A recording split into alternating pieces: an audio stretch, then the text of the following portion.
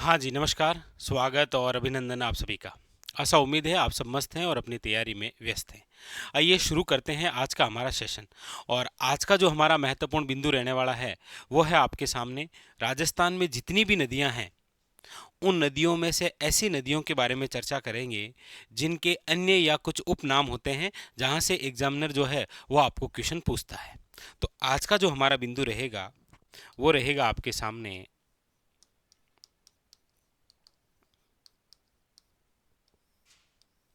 राजस्थान में जो प्रमुख रूप से नदियां हैं, नदियों के अन्य या फिर उपनाम से संबंधित। क्योंकि आप लगभग देखेंगे कि यहाँ से भी एग्जामिनर जो है वो क्वेश्चन पूछता है। ठीक है, तो आइए शुरू करते हैं राजस्थान के अंदर जो नदियां हैं उनके बारे में। लेकिन हम इनको थोड़ा अलग तरीके से लिखेंगे। सबसे पहले नदियों में मैं उन अफवाह तंत्र की बात करूंगा जो है आपके आंतरिक अफवाह तंत्र। क्योंकि एक क्वेश्चन हमारे यहाँ से ये भी क्लियर हो जाएगा कि किस प्रकार की नदियाँ आंतरिक अपोहा तंत्र का भाग है, कौन सी नदियाँ अरब सागर का भाग है और कौन सी नदियाँ बंगाल की खाड़ी का भाग है। आंतरिक अपोहा तंत्र की जब हम बात करते हैं तो इसमें जो प्रमुख रूप से नदियाँ हैं आपके सामने, उसमें देखिए नंबर 1 जो नदी है वो है आपके सामने घग्गर। कौन सी नदी है? घग्गर नदी। इस घग्गर नदी के अन्य या प्राचीन नाम की यदि हम चर्चा करें तो देखिए, इस घग्गर नदी को आप पढ़ते हैं कि जो वैदिक साहित्य है, इस वैदिक साहित्य के अंदर इसी घग्गर नदी को जो कहा गया है वो है आपके द्रवेशवती नदी। याद रखिएगा, इंपॉर्टेंट। इसके अलावा इस घग्गर नदी को आप पढ़ते हैं प्राचीन सरस्वती के नाम से, प्राचीन सरस्वती नदी के नाम से। याद रखिएगा, इंपॉर्टेंट। और अभी वर्तमान के अंदर आपको पता हो तो जैसलमेर के गांव में जो है भूमि से बाहर जल रिसाव हो गया था, और वो ये माना जा रहा है कि वो कहीं ना कहीं इसी प्राचीन सरस्वती का क्या है, भाग है। इसलिए वर्तमान में डेनमार्क जो देश है उसके सहयोग से जो प्राचीन सरस्वती नदी लुप्त हो चुकी है उसको पुनर्जीवित करने का कार्य चल रहा है। तो बहुत इंपॉर्टेंट क्वेश्चन रहेगा, ध्यान रखेंगे आप। इसके अलावा ये जो घग्गर नदी है, आप याद रखेंगे, इसे आप पाकिस्तान के अंदर जिस नाम से जानते हैं वो है हकरा। ये पाकिस्तान भी जाती है। घग्गर नदी का उद्गम स्थल तो है आपके शिवालिक की पहाड़ियां, हिमाचल प्रदेश, और इसका जो अंतिम बिंदु है वो है फोर्ट अब्बास, पाकिस्तान। तो पाकिस्तान में इसे क्या कहा गया है? हकरा। इसके अलावा आप इसे कहते हैं मृत नदी, क्योंकि ये भटनेर जो कि हनुमानगढ़ में है वहां तक आते आते ये लुप्त हो जाती है, इसीलिए मृत नदी कहते हैं आप इसे शोतर नदी के नाम से जानते हैं, इसे आप नट नदी के नाम से भी जानते हैं। तो ये घग्गर नदी से रिलेटेड जो जो अन्य नाम इंपॉर्टेंट है उन्हीं के बारे में। और एक महत्वपूर्ण बात याद रखिएगा, आपको पूछा जाए कि राजस्थान में जितनी भी नदियां हैं उसमें ऐसी कौन सी नदी है जो राजस्थान का शोक कहलाती है, तो याद रखिएगा वो है घग्गर नदी, राजस्थान का शोक, या फिर इसे कह सकते हैं दुख। ठीक है, ये आंतरिक अफवाह तंत्र की सबसे लंबी नदी है जिसका नाम है घग्गर। दूसरी नदी है आंतरिक अफवाह तंत्र की जिसका अन्य नाम वो है कांतली नदी। एक बार एग्जाम ने ऐसे पूछ लिया था कि निम्न में से वह नदी जो मौसमी नदी के नाम से जानी जाती है वो कौन सी है? कांतली नदी। वैसे तो हम ये कह सकते हैं कि आंतरिक अफवाह तंत्र की सारी सारी जो नदियां हैं वो मौसमी नदियां हैं, लेकिन एक बार पूछा गया कि निम्न में से कांतली नदी का अन्य नाम क्या है? याद रखिएगा, मौसमी नदी। बाकी आप सब जानते हैं कि ये जो कांतली नदी है ये शेखावटी की मुख्य नदी है, शेखावटी की क्या है? मुख्य नदी है, याद रखिएगा। ठीक है, तीसरी जो नदी है आंतरिक अफवाह तंत्र की, ये देखिए कांतली नदी है, ये काकनी नदी है। कौन सी नदी है? काकनी। ये जो काकनी नदी है इसका जो अन्य नाम है वो याद रखिएगा, आप इसे काकने नदी कह सकते हैं या आप इसे कह सकते हैं मशूरदी नदी। ये आपके केवल और केवल जैसलमेर जिले के अंदर बहती है। आंतरिक अपवाह तंत्र की सबसे छोटी नदी है ये काकनी नदी, मात्र 17 किलोमीटर है। जैसलमेर के अंदर एक झील है बुद्ध झील, वहां जाकर ये समाप्त हो जाती है।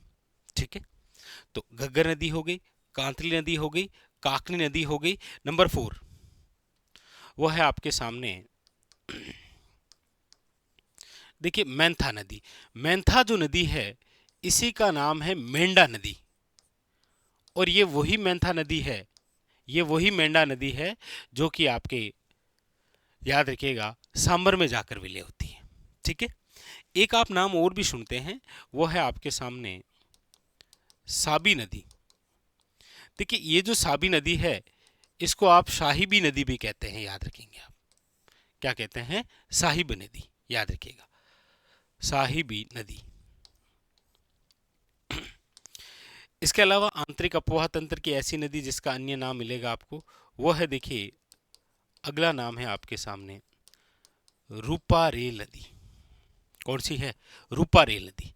ये जो रूपारेल नदी है इसके जो अन्य नाम है उसमें आप देखते हैं, देखिए इसे कहते हैं आप रूपनारायण नदी। अच्छा क्वेश्चन बनता है, अच्छा क्वेश्चन बनता है, लशवारी नदी निम्न में से किसका अन्य नाम है? रूपारेल। इसी का अन्य नाम है, याद रखिएगा, वराह नदी। क्या नाम है? वराह नदी।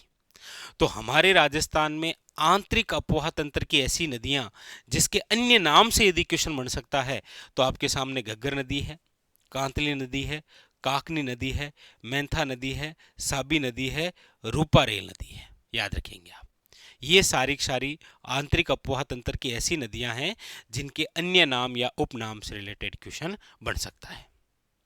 ठीक है, क्लियर है? आगे बढ़े हम। अब हम चर्चा कर लेते हैं इसी क्रम में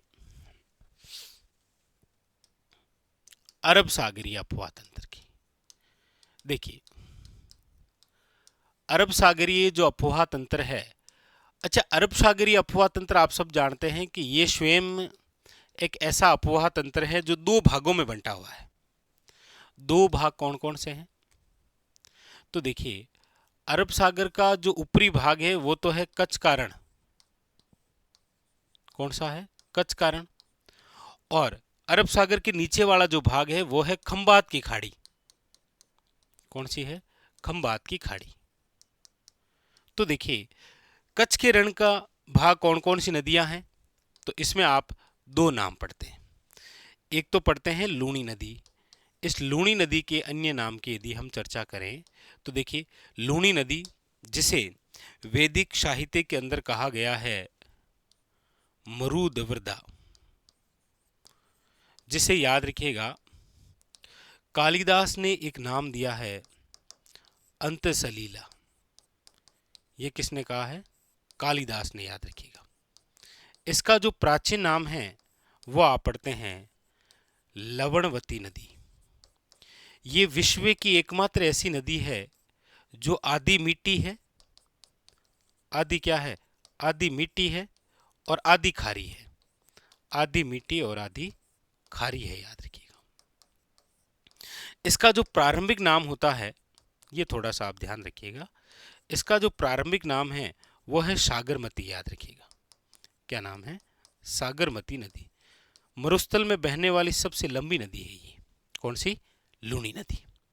तो लूणी नदी के अन्य नाम से संबंधित क्वेश्चन आप देखेंगे तो मरुदवर्दा है, अंतसलीला है, कालिदास ने लवणवती है, विश्व की एकमात्र ऐसी जो आधी मीठी और आधी खारी है। आप सब जानते हैं बालोतरा के बाद में ये खारी हो जाती है। और प्रारंभिक नाम जो है वो क्या है? सागरमती। तो एक तो ये भाग है कच्छ के रण में लूणी नदी। एक जो और नदी है कच्छ के रण का भाग, वो है आपके, याद रखिएगा, पश्चिम बनास। पश्चिम बनास, लेकिन इसका कोई अन्य नाम नहीं है। लेकिन नाम जरूर याद रखें कि ऐसी 2 नदियां जो कच्छ के रण का भाग है, लूणी नदी और कौन सा? पश्चिम बनास। खंबात की खाड़ी की चर्चा करते हैं। तो देखिए खंबात की खाड़ी की हम बात करेंगे तो इसमें एक तो है साबरमती नदी। कौन सी है? साबरमती नदी। ये जो साबरमती नदी है, इस साबरमती नदी का जो अन्य नाम है उसमें एक ही इम्पोर्टेंट है और वो है गुजरात की मुख्य नदी। राजस्थान में बहने वाली ऐसी नदी जो कि क्या है, गुजरात की मुख्य नदी, वो कौन सी है? तो आप याद रखेंगे साबरमती नदी। ठीक है। दूसरी बात, खंबात की खाड़ी में बहने वाली एक और नदी, उसका नाम है, याद रखिएगा, वो है माही नदी। कौन सी है? माही नदी। माही नदी के बारे में आप पढ़ेंगे तो इसकी यदि लोकेशन आप देखेंगे तो आप देखेंगे कि माही नदी जो है वो राजस्थान के दक्षिण भाग में बहती है, यानी कि आपके बांसवाड़ा है, डूंगरपुर, ये एरिया, और ये क्षेत्र वागड़ कहलाता है। इसीलिए आप पढ़ते हैं कि माही नदी जो है वो वागड़ और प्रतापगढ़ का प्राचीन नाम था कांठल। तो वागड़ और कांठल की क्या है, ये गंगा है। और आप सब जानते हैं कि ये जो एरिया है डूंगरपुर बांसवाड़ा, ये दक्षिणी राजस्थान है, और दक्षिणी राजस्थान में इस नदी के अलावा इतनी इंपॉर्टेंट, इतनी लंबी और इतना जल देने वाली कोई नदी नहीं है। इसीलिए याद रखिएगा, इसे बोला गया है दक्षिणी राजस्थान की गंगा। दक्षिणी राजस्थान की क्या है? गंगा है। और हम जिस क्षेत्र की बात कर रहे हैं दक्षिणी राजस्थान की, वो आदिवासियों की है। इसीलिए, यानी आदिवासियों का क्षेत्र है, इसलिए आप इसे बोलते हैं आदिवासियों की गंगा। क्या बोलते हैं? आदिवासियों की गंगा। आदिवासियों की लाइफलाइन बोल सकते हैं आप इसे। ठीक है। याद रखिएगा कौन सी? माही नदी। तो यहां से क्लियर हो गया। इससे पहले हमने राजस्थान के जिस अपोहा तंत्र की बात की थी वो था आंतरिक अपोहा तंत्र। हमने उन नदियों की चर्चा की है जिनके अन्य या उपनाम होते हैं। ठीक है। ऐसा नहीं है कि हमने यहाँ पर खारी और खंडेला नहीं लिखा तो वो इसका भाग नहीं है, वो इसी का भाग है। लेकिन हमारा मेन बिंदु है नदियों के अन्य या उपनाम, क्योंकि वहां से क्वेश्चन देखने को मिलते हैं। तो ये सारे याद हो गए। उसके बाद में ये सारे याद हो गए अरब सागरीय अफवाह तंत्र के अंदर। याद रखिएगा, अरब सागरीय अफवाह तंत्र दो भागों में है, एक कच्छ का रण है, दूसरा खंबात की खाड़ी है। कच्छ के रण के अंदर लूणी नदी और पश्चिम बनास शामिल है, ध्यान रखेंगे आप। और यहाँ पर खंबात की खाड़ी में साबरमती और माही नदी और इसके अन्य नाम। अब हम अगले जिस अपोहा तंत्र की बात करेंगे राजस्थान में, वह है बंगाल की खाड़ी का अपोहा तंत्र।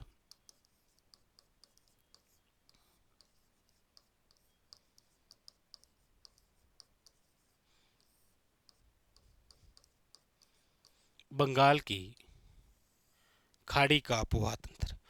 और बंगाल की खाड़ी के अपोहा तंत्र में हम चर्चा करते हैं तो सबसे प्रमुख जो नदी है वो है आपके कौन सी? तो आप कहेंगे सर वो है चंबल। चंबल नदी। चंबल जो नदी है, याद रखेंगे इसका जो प्राचीन नाम था वो था आपके चरमणवती। चरमणवती नदी, याद रखिएगा आप। हमारे राजस्थान में सर्वाधिक जल उपयोगिता वाली नदी कोई है तो वो चंबल है। इसीलिए इसे राजस्थान की कामधेनु कहते हैं। आप क्या कहते हैं? राजस्थान की कामधेनु चंबल नदी। ये राजस्थान की वे नदी है जो रोजाना बहती है, नित्यवाही नदी है। इसे आप कह सकते हैं बारहमासी नदी। कौन सी? याद रखिएगा चंबल नदी। हमारे राजस्थान में प्रवाहित होने वाली सबसे लंबी नदी यदि कोई है तो वो चंबल नदी है। ये आपके चंबल नदी के क्या होते हैं? अन्य नाम, जहां से क्वेश्चन बन सकता है। इसी बंगाल की खाड़ी के अपोहा तंत्र में और जो इंपॉर्टेंट है वो है आपके, याद रखिएगा, बनास नदी। हालांकि ये जो बनास नदी है ये आपके चंबल की ही सहायक नदी है, याद रखेंगे आप। लेकिन इसका जो उपनाम है बहुत खास, कई बार एग्जाम के अंदर पूछा गया है कि निम्न में से वह नदी जिसे वन की आशा कहा गया है, यानी कि जिसे आप वर्णाशा के नाम से पढ़ते हैं, वो कौन सी है? तो बनास, जिसे आप वशिष्ठी के नाम से भी जानते हैं। तो वन की आशा या वर्णाशा जिसे कहते हैं वो कौन सी नदी है? याद रखिएगा बनास। क्योंकि बनास जिस एरिया में बहती है वो पूरा फॉरेस्ट एरिया है और उसकी एक ही आशा है, कौन सी? बनास। ठीक है। अगली जो बात है वो है आपके सामने